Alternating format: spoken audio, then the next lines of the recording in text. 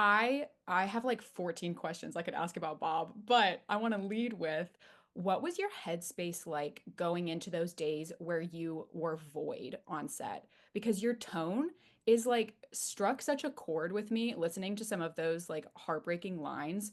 So I'd love to hear the practical aspect of playing void, but also did it inform your performance of or understanding of true Bob in a different way, kind of having that contrast from the inside? Yeah, good question. Definitely. Jake and I spent so much time kind of talking about and trying to articulate exactly what, the void means to Bob and how he should be actualized. And, I think for a while, yeah, I wanted his kind of silhouette obviously to be strikingly different from Bob's and from the Centuries, Yeah. and I wanted his voice to be too. But and so in the beginning, it was kind of a lot slower and more gravelly and kind of um, like a drony kind of.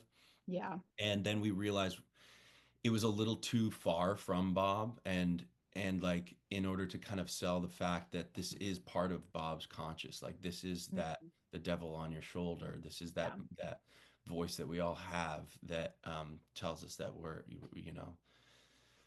that we're not worth it, or that we are should just give up, and so the more that we kind of humanized it and brought in Bob's kind of demeanor into that and tried to kind of blend it, the more that rung true, and it took us a little while to kind of find that together.